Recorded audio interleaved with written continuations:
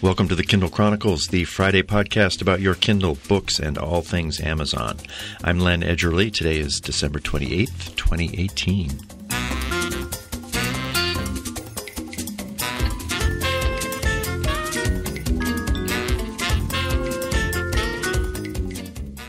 Greetings from Cambridge, Massachusetts, where Darlene and I, in just a few days, we're going to be making our annual westward migration back to downtown Denver. This means that starting next week, you will be hearing my great-grandfather's clock ticking in the background of my studio in Denver. Also, there'll be some punctuation by the sounding of the hours and the half hours on that sonorous bell in that old clock. For this last episode of 2018, I connected with Chris Walton, an original entertaining observer of the retail scene whose observations about Amazon will help put the year in perspective and provide a look at what might be ahead. This, to me, was really the year you saw Amazon, which I know is a focus of yours. I think you really saw Amazon try to take the first steps to become a physical retailer. It's been sort of a slow news week because of the Christmas holiday, but you can be sure Amazon did put out a press release the day after Christmas touting another record year for holiday sales. The release has 7 mentions of a term that I'm getting a little tired of, all new, all-new, and the word Prime, as in Prime membership, Prime free trials, Prime Now, and Prime Wardrobe, appears 32 times, which might also be a record. As usual, the annual release has some intriguing tidbits such as the following. The last Prime Now delivery on Christmas Eve was made at 11:30 p.m. in Berkeley, California. It included Lego Superheroes, Captain America building kit, a Hallmark card, Greek yogurt, and shampoo. More than 1 billion, that's billion with a B, items shipped free with Prime membership. The best-selling Amazon devices were the You've got it, all-new Echo Dot, Fire TV Stick 4K with the all-new Alexa voice remote, and an Echo. Not an all-new Echo, just an Echo. Those are the best-selling Amazon devices. Alexa set more than 100 million timers this holiday season. The number one holiday song that customers requested this holiday season was All I Want for Christmas Is You by Mariah Carey. The best-selling electronics this season included the Bose Quiet Comfort 35 Series 2 wireless headphones, the Samsung Flat 65 4K UHD 8 Series Smart LED TV. Here's kind of a surprise, the Apple iPad, which you can now buy at Amazon. That's Wi-Fi 32 gigabytes in space gray. A Wemo Mini Smart Plug, a Blue Yeti USB microphone in blackout. That's like what I'm using here, the Blue Yeti. Kind of interesting that would show up as one of the top items in electronics. And then something called the Wyze Cam 1080p HD Indoor Wireless Smart Home Camera and HP Sprocket Photo Paper. No idea. Some interesting data from cities. The 5 cities that had the most last-minute Prime Now deliveries on Christmas Eve were San Francisco, Austin, Miami, Dallas-Fort Worth, and Springfield, Virginia. Boston made one of these fun lists. The cities that had the most grocery delivery by Prime Now and Whole Foods Market were Boston, Hoboken, New Jersey, and San Francisco. So Amazon ended a very good year with a very good holiday season. I got some terrific gifts this year delivered mainly by Amazon. One was a surprisingly entertaining app-controlled robot ball called the Sphero Mini Blue. I think these are available for about $50 on Amazon. I received that from my brother-in-law Rod and his wife Connie in Omaha.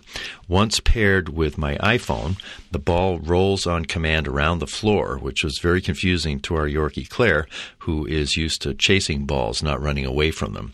It's a simple and genius toy for all ages, as my 89-year-old mother demonstrated when she guided the Sphero Mini around the floor of her dining room using my iPhone. She took to it immediately. What was your favorite gift this year? I'd love to hear from you about it. Send me an email at podchronicles@gmail.com. For the tech tip, I have a follow-up from Ken Gunther, who offered this comment on my interview 2 weeks ago with Kovid Goyal, the creator of Calibre. He wrote, I just finished listening to TKC 542. I've been using Calibre for the last few years, and the wireless transfer of books from Calibre to the Kindle has been working for as long as I can remember.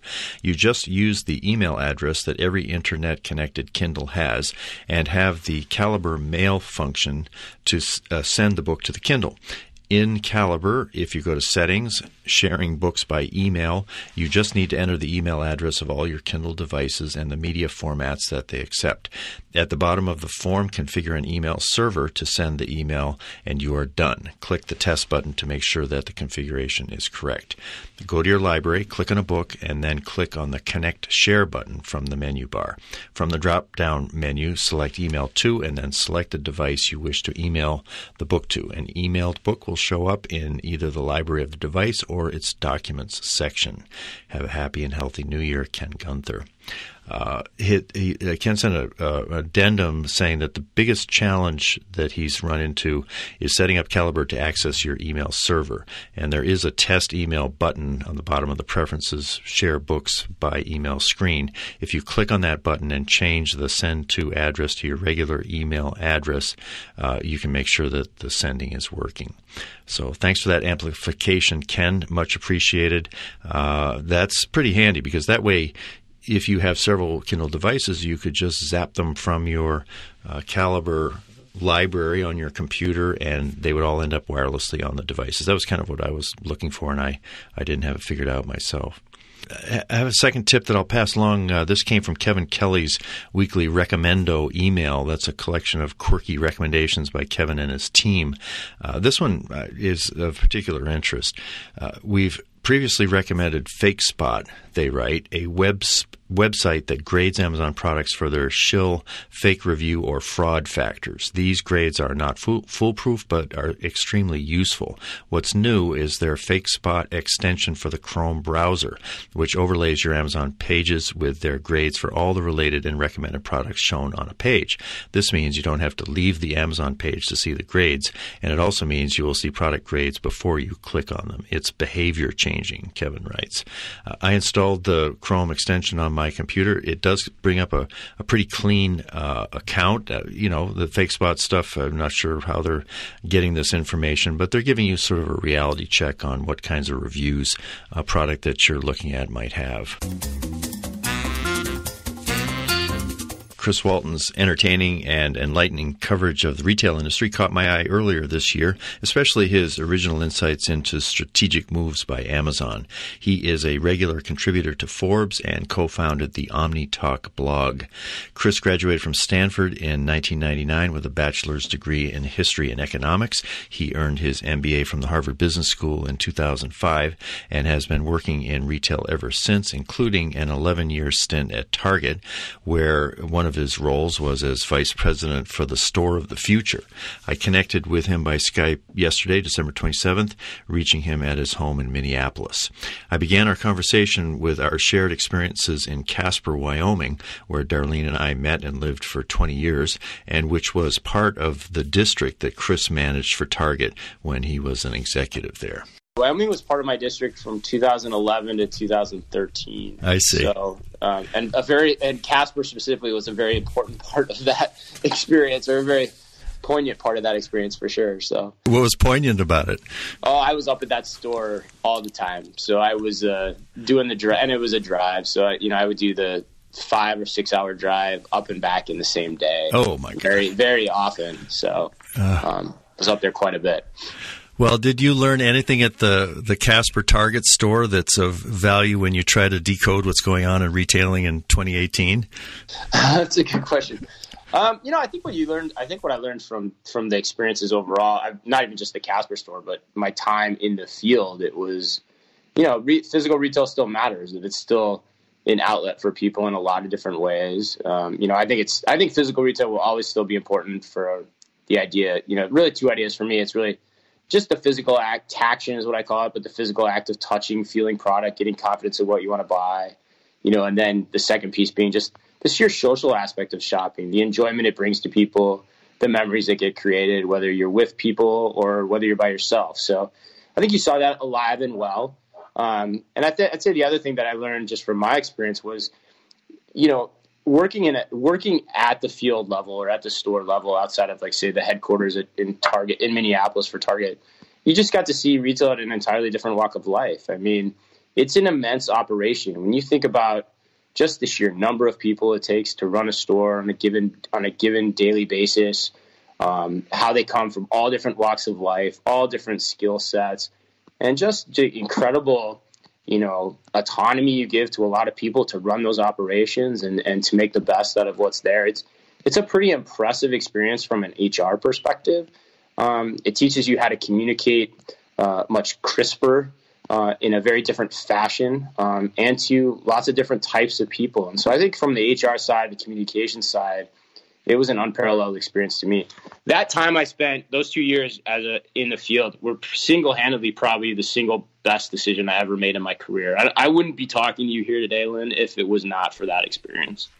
Well, when I was at Harvard Business School, I graduated in 1977. Okay. And at that time, retail was not cool. I mean, all the cool Right. kids were going off to Wall Street and working for BCG and consulting. And when you graduated in 2005, had retail gotten any cooler at that time, or were you unusual to head off in that direction?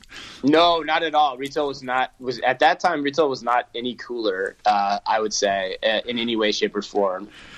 Generally speaking, I wouldn't say that's a moniker people put on me very frequently. Cool. But no, I was a little bit different. I had worked at the Gap before business school, so I had a specialty apparel retail background going in.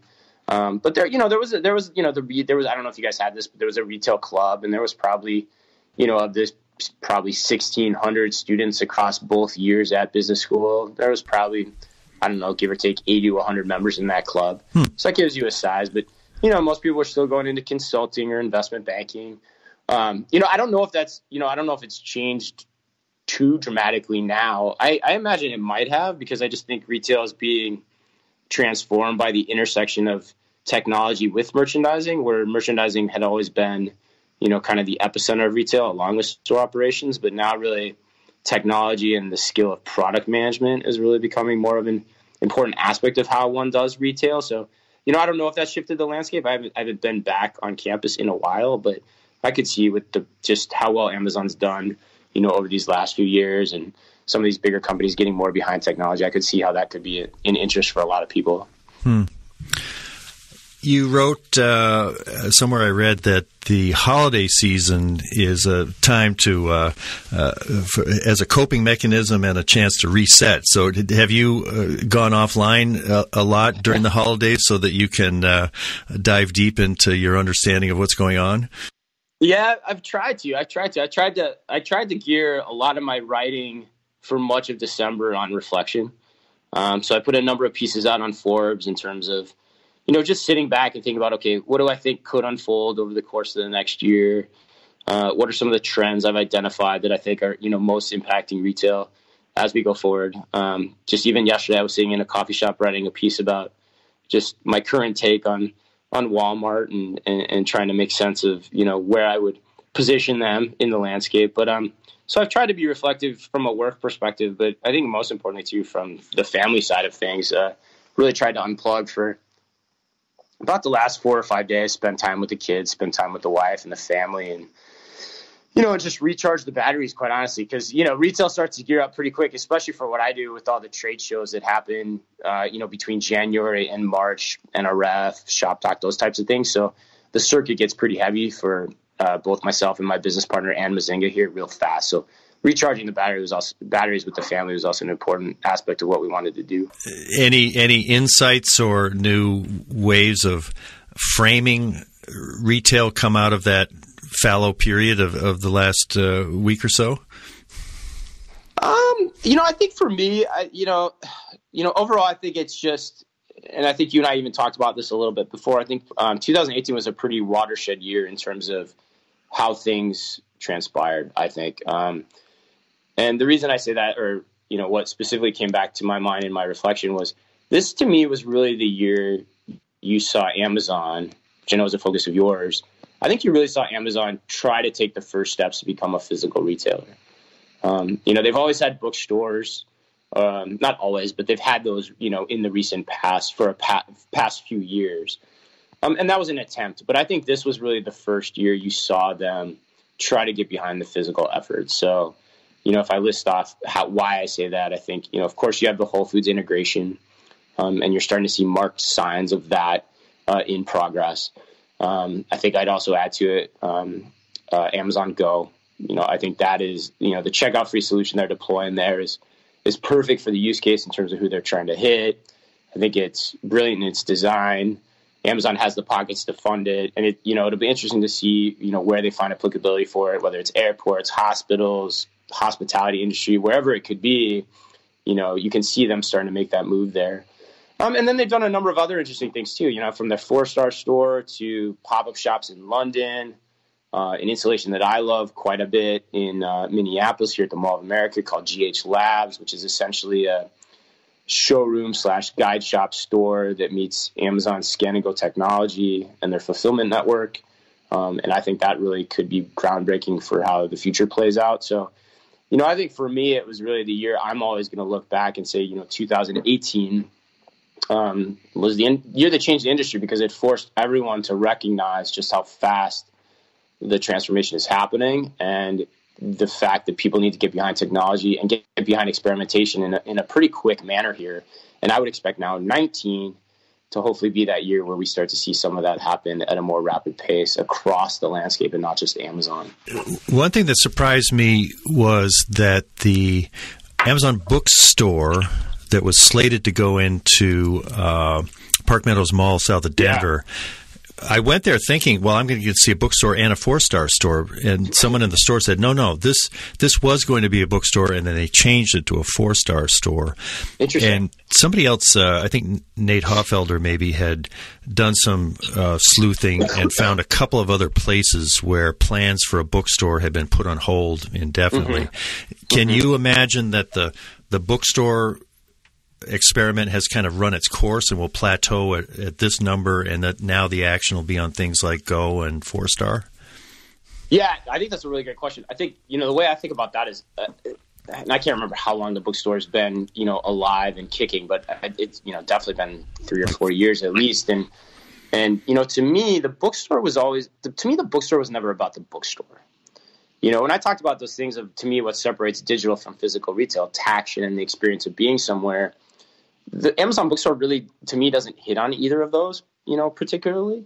It's a place you go to go buy books, but essentially they, proved throughout their history, you don't really need that to buy books. And so to me, the bookstore was actually more of an infrastructure experiment or more of a technology experiment. Like, how do you actually run stores? What are the dynamics of building them in certain square footages? And I think what was most interesting in those stores too is how are they initially testing some of their Scan and Go technology on relatively flat surfaces or on very, relatively easy to read flat surfaces, that being the front or back of a book cover.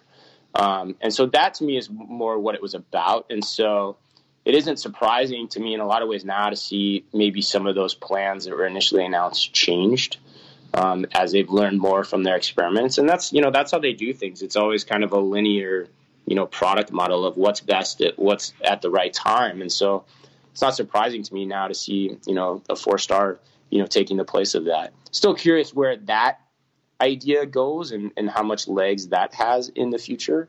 But I think they'll continue to refine that as well. The Go stores are fascinating, and I think you've written about some pretty amazing predictions. Bloomberg talking about 3,000 of them by 2021, and you said maybe there might be another 500 of them opening up next year. What do you think is in the mind of Amazon specifically in the Go model? What do they hope it can do? Yeah, I think there's a couple of schools of thought on that. I mean, I think, the Bloomberg prediction, I kind of went out on a limb and said 500. I honestly, I really don't know. But my main point in trying to be salacious with that claim was just, I think 3,000 could be very real. And if you actually look at, some historical comparisons, say, Target new store growth or even the new store growth that Dollar General puts out on a given year, 3,000 stores at the size of an Amazon Go box, which is, roughly 2,000 square feet. It's really not that many stores, and it's really not that aggressive of an initiative. So, to me, getting 500, if they really have that plan, seems well within the grasp. But, from my perspective, in terms of what Go is, I think there's a couple angles that you have to be very cognizant of as you're evaluating it. Number one is, it's a great use case. I mean, it is literally perfectly designed. I've been at the store in Seattle. I was just talking to somebody about this morning, Laura Heller, who's a fellow Forbes contributor, and we were talking about it where you literally just come in and scan your app, like you get on an airplane, walk in, and take your product off the shelf, and you walk out, and it's beautiful in its design. I always joke, it's like 7-Eleven had a baby with Whole Foods. It's yuppie nirvana. It's everything you'd expect from the experience. It's quick and it's fast. And if you're a busy urban professional and you need somewhere to go on your work or on your lunch break at work or before or after you're done, before you start your day or after your day, it's really the perfect use case for you. And so I think there's a lot. So I think the experiment now will be, where are those use cases? Are they urban? Are they suburban? Are they airports? Are they, other areas, like I said?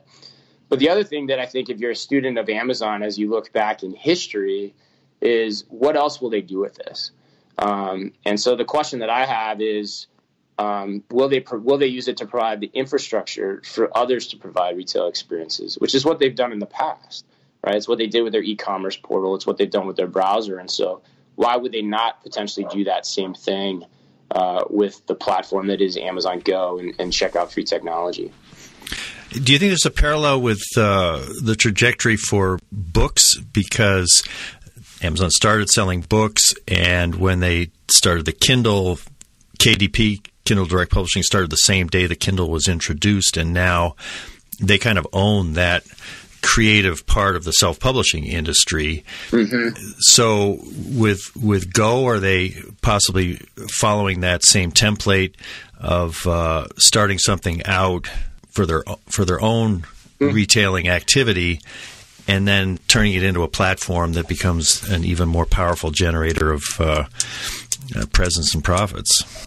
Yeah, I think that's a really interesting analogy. I've never thought about that in terms of looking at Kindle as a precursor for how they're thinking about it. But I think you're potentially dead on, because if I look at what does Amazon not have, Amazon doesn't have a lot of physical retail experience. We talked about 2018 being the first year that they're trying to do that.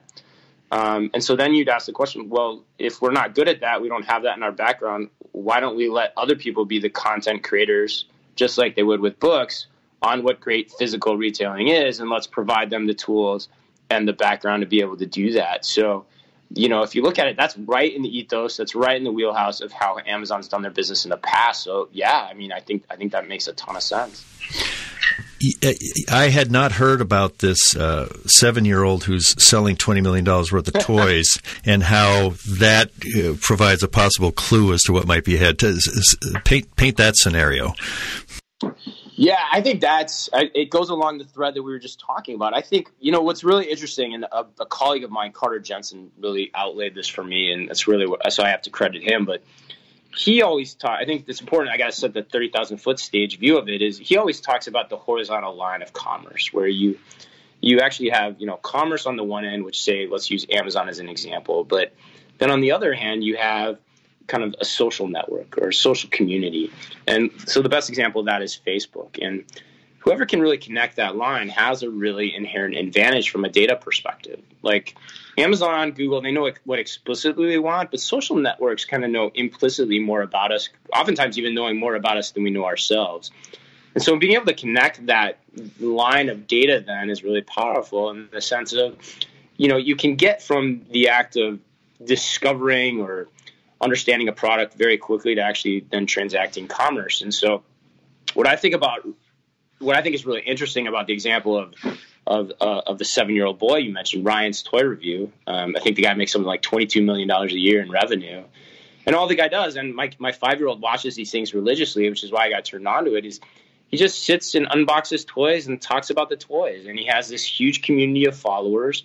They, tune into him all the time. They're liking, commenting on whatever it is he's showing. And he's hugely powerful as a voice, as a reputable voice in the industry. And what's interesting for me about that is that used to be the role of a buyer. And that's why I really the buyer for a store who's choosing the merchandise for the store. Yeah, exactly right. They were the ones curating what it is that we put into those walls. But now, as digital has unbounded those walls, we're looking to other people to be the advocates for what we should buy. And that's why you've seen the rise in influencers and the rise of kids like himself. And so they now, have that credibility. And so what's really interesting to me is, we talked about Amazon Go. That's one way to do it. But again, there's, different ways to think about physical retailing where you can now stand up a pop-up shop or any type of retail experience very quickly. And suddenly I start to wonder if these influencers who have this credibility couldn't suddenly become, say, the next great toy retailer as well. As we know, there's a vacancy in that space right now. And so how do you use the tools that are out there to leverage that credibility and do it in a way that is very experiential, it's very tactile, and it's very different and just augments what you're doing, online as an influencer. So I think the blend, a lot of people are talking about this, but the blend of media and commerce and media as a physical expression to then create commerce down the line through that horizontal, I think is going to become more important here over the next few years. You've described Facebook as the potential sleeping giant for retail, mm-hmm. and when you imagine that horizontal line between social media and commerce, how serious do you think Facebook's troubles with misuse of customer data and the sort of tainting of the Facebook brand? Is that a possible fatal flaw that just keeps them from grabbing this brass ring of retail dominance that might be within their reach?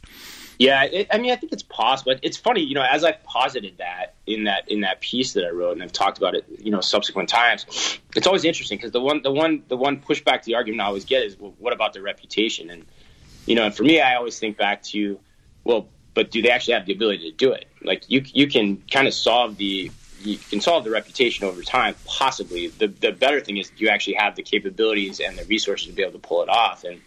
And from my perspective, quite frankly, I think they do. And so it really is then, it is about the reputation. And to your point, how much of a fatal flaw is that? From my experience, having been in this business for 20 years, things ebb and flow so much. And even with Facebook, in terms of, some of the things that have happened, but yet, usage really hasn't declined all that much. So, how ephemeral is this? Are there steps that can be put into place to stem the tide and get some of that public sentiment back? Quite possibly. So I think it's just more a question of, how committed are they to it? And then, and then on the side of retail, and then how committed are they to, making sure they, maintain the foothold that they've always had with the public. I mean, I personally kind of want Facebook to win the battle because Facebook, to me, is a really great experience when it's used in the right ways. Like, it connects me with my friends and family. Facebook knows me. Like, the amount of cool stuff I get served up on Facebook just from my activities and, scrolling through my feed every week, there's something surprises me all the time. Like, I want that to happen. That actually makes my life better. So I'm hoping they can get past, some of the stigma that's out there, but only time will tell. Well, Amazon has this Spark social media thing, which mm-hmm. I've looked at it on my iPhone a few times. It seems to be going nowhere. Right. But if you're going to evaluate who wins this game, is it sort of trying to figure out, is it easier for Amazon to turn Spark into something that's as enjoyable as you're describing Facebook, or is it easier for Facebook to learn how to have warehouses and robots and all the things that it takes to sell stuff? They're two pretty daunting challenges on either end, but can you tell from here which one is the most likely? Most likely is tough, but I think in terms of what I think is easier, which I guess goes to that too. I think it's easier to go the way Facebook's going. I think it is really hard to form an authentic social network, especially if you start on the other end. Whereas many of the things, that Amazon has done on, say, the film side, they might take time, but they are replicable. And then there are technologies that enable, Facebook to enact as kind of the marketplace where the commerce is transacted versus acting as the retailer themselves, right? Then being able to be that vehicle for all the other people that are interested in retail, and then as a result being very powerful, which, essentially is how Amazon operates today. So I think it's much easier to go from having a credible, authentic social network and connection with people than is the other way. The example I always use, which I think is the model for this horizontal line of commerce, or the model for how new age CPG, for lack of a better way to say it. What's CBG? Consumer product good. Oh, okay, yeah. Consumer product good, yeah. Or even a retailer, really. But if you're in either the retail space or the consumer product good space, the new model for me is really Glossier. Yeah.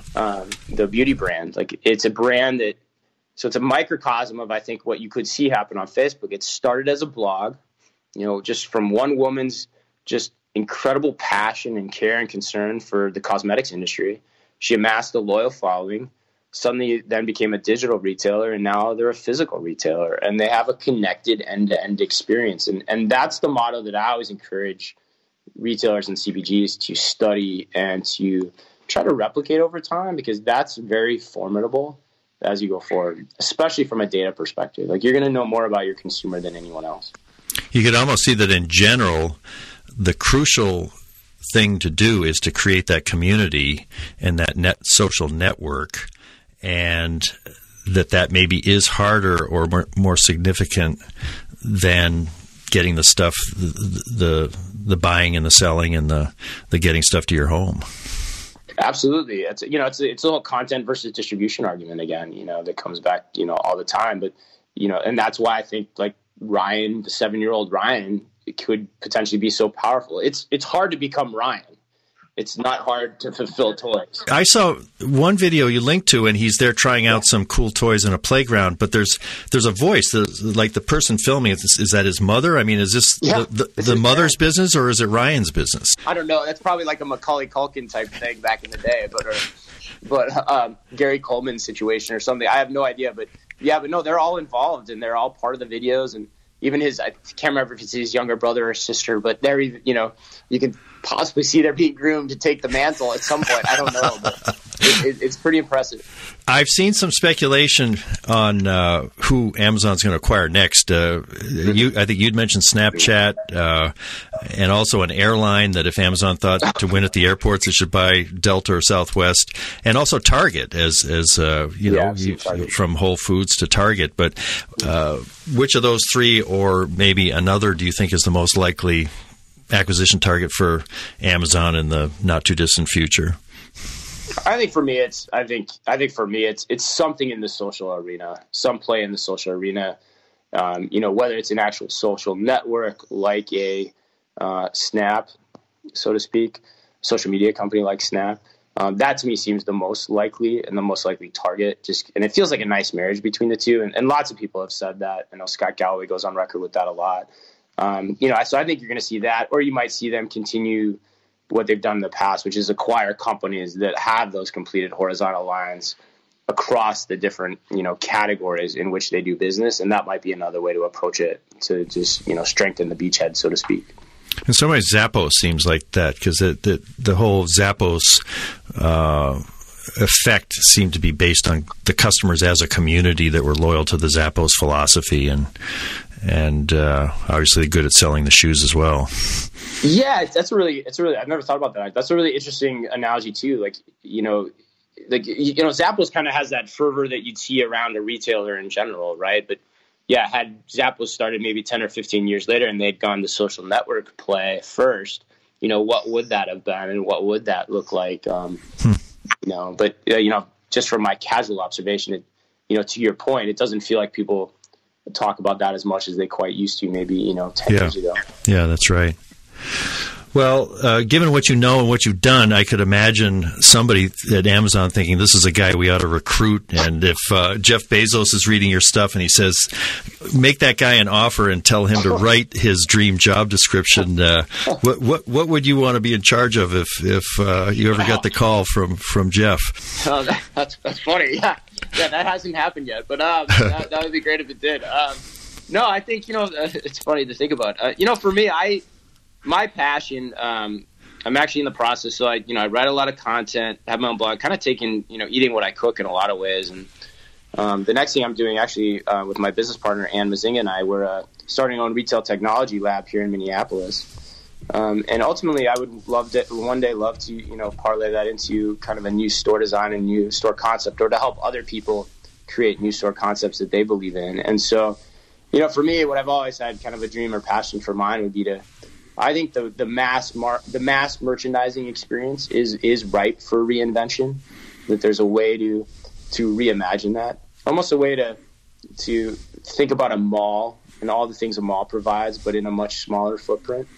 Say across 80 to 100,000 square feet. I think there's ways to design that and put really unique technology into it that make it experiential and very omni-channel in its nature. So that's kind of where I've got my mind focused on, or what I have my mind focused on. And, if Jeff was ever willing to pick up the call and have that discussion, I definitely would be all ears on it. Yeah. Sure. Senior Vice President of Omni Channels. There you go. I have been amazed at how much time I'm willing to waste chasing the treasure truck for the latest deal on, steak or the Rocketbook notebook. What's going on there? How does that innovation from Amazon's point of view, or whatever success it's having in the market, play into some of the things we've been talking about? Yeah.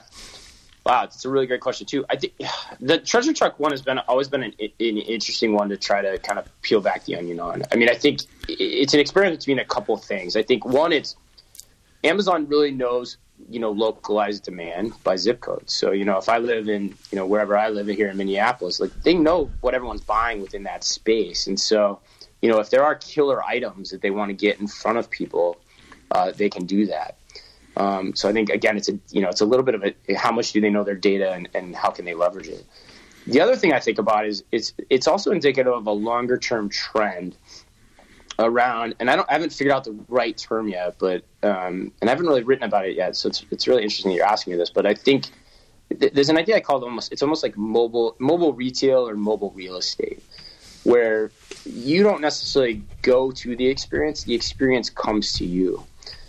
So there's companies like a Robomart is one, a Zume is another, to tell you what they do, where Robomart is essentially, they bring fresh groceries to you through autonomous vehicles, on regular periods of time. You can schedule them to come to your house. And the idea there is you want to touch and feel your perishables. And so you schedule it to come by and you go and you pick your fruits and your vegetables. Very much like the ice cream truck, of yesterday. But that fits into, hopefully they're thinking the flow of how consumers interact with things. And then the, Zoom is around, autonomous creation and delivery of pizza, where the pizza places are mobile. And so therefore they cut down on delivery and they know where their demand's going to be and when the peaks and valleys are going to happen. And so they can do that. And so I think there's something to that. And so I think the treasure truck is a little bit of just kind of like the bookstore, just that first experiment of we don't really know what it is. And if anything's typical of Amazon, the surface level usually doesn't tell the whole story. And so those are the pieces that I think about as I look, through my lens of what the treasure truck might be or could be. Anything else we haven't talked about that's on your mind that you'd like to mention? Oh man, no, that was fun. That was a really great interview, and I loved the thoughtful questions, and really enjoyed being on the show and taking the time today. Well, likewise. Well, it's going to be fun to follow your trajectory here. I think one of the things that I noticed too is that the way you write about this stuff, you're not exactly a stand-up comic, but there's a real element of comedy and comparing, what was it? You had George Clooney was like the Amazon's mobile app, and yeah, right. So is that something that is kind of a key to the kind of work you're likely to do in the future, is to combine retail savant with comedian or entertainer? That's funny. If I can, that'd be great. Absolutely. No, I mean, when Ann and I set out to start this business, there were two things we always wanted to pride ourselves on. One was candor, and using our extensive experience to really tell us, to really say how we think things are, and we always joke, our tagline is sometimes we'll be right, sometimes we'll be wrong, but at the end of the day, what matters is the conversation. And that's what we aim to do, is just to start the conversation around things. And the second thing for us was really, like you said, it's humor. It comes out a lot more in my writing than it probably does in this interview right now. But it's something I've always loved. And I think, and you asked me about my field experience. I think one of the important things in the field is being authentic. And so that's through the candor and the humor is how I'm authentically who I am. And it's why I enjoy writing. And so I think, and we think it's a little bit of a differentiator too. You don't find a lot of humor when people are writing about technology, right, and retail. And quite honestly, frankly, we think sometimes a lot of what you can read is maybe not as interesting for that reason. And there is a place for humor in how we talk about things, or the analogies we draw on why things are useful and why other things are not. It's been an interesting road to see as you write for different outlets, whether it's Forbes or even writing for companies on behalf of their technologies, which companies are, interested in taking that approach, which versus which companies that, want to stay more formal. But that's always something we pride on, and how we try to, select who our partners are whenever possible. Well, it's working so far. What's the easiest way for people to follow what you're writing and putting out there? Yeah, the best thing to do is to go directly to our blog. It's omnitalk.blog, www.omnitalk.blog, and just subscribe. And we put out a ton of content. So we've, all the articles, weekly video, podcast series. We expect that content to ramp up pretty significantly as we open up our retail lab here in Minneapolis too. But that's the best place. You'll see all the work that we're doing on a daily and weekly basis. Fantastic. I have been speaking with Chris Walton, a Forbes contributor and co-founder of the Omni Talk blog. Thanks very much, Chris. Yeah, thank you very much. It was a pleasure. I have a content tip passed along by John Aga. It relates to Moby Dick, which I've begun reading. John provides a link, which I'll have in the show notes, to a bundled package which has the unabridged Moby Dick illustrated with an Audible reading of it, and the total thing only costs 99 cents. Seems like a pretty good deal getting the ebook and the Audible book for less than $2. John writes, I find that sometimes I benefit from being able to read and listen at the same time. Good point. I keep switching how I'm reading my Moby Dick, and I might have to try this and have some of the Audible as one of my options. Appreciate that. My guest next week is going to be Dave Addey, and he is a blogger and designer, author of an unusual book titled Typeset in the Future, Typography and Design in Science Fiction Movies, available on Kindle for $16.79. I've taken a look at it and also at his blog. It's a very quirky, original, in-depth look at how different typefaces suggest the future and that how these show up in movies. So I like coming across someone who has made a passion out of a very precise topic like type fonts that that suggests the future in movies. And he's written a whole book about it, and that kind of passion and focus draws me just in itself. I don't know that much about typefaces. I've worked as a journalist and editor, so I'm not totally unfamiliar with different fonts and the effect they have. Science fiction is an interest of mine that I've dabbled in. But it's going to be an interesting conversation. I'm looking forward to it and hope you'll enjoy it. That's it for this week. As I said, we're getting ready to migrate west, and I always get a little squirrely when we're just about to move our home base from one spot, Cambridge or Denver. And it's particularly fraught this time because my folks have just moved into an assisted living place west of Boston. It's gone well. They're settled in and the furniture's there and everything's unpacked and lots of visitors are coming. But it's still been a disruption, not just for my parents, but for the whole family. And we got their house sold that they lived in for 40 years. So a lot of big changes have happened in 2018 to my family. And it's satisfying to head back to Denver with a lot of these things accomplished. And there's still plenty of things that lie ahead. I have equipped their place with 4 Echo shows, one in each of 4 rooms, so that I can drop in on the exercise room, the dressing room, the living room, and the bedroom. And I've told Dad that if he needs me, all he has to do is say, Alexa, drop in on Len in Denver, and we'll be connected immediately. I get a lot of relief knowing that we have this kind of a connection available between us, no matter where I am, if I'm in Maine or Denver or Cambridge. And with the new Echo Show, there's a larger screen, a higher quality speaker, and so it feels like we have a good system in place as we head west. Music for my podcast is from an original Thelonius Monk composition named Well You Needn't. This version is Ramonk by Eval Manigat in the Variations in Time, a Jazz Perspective CD by Public Transit Recording. This is Len Edgerly for the Kindle Chronicles from Cambridge, Massachusetts. I really appreciate your taking the time to listen to my show today and all year. Hope you have a great new year.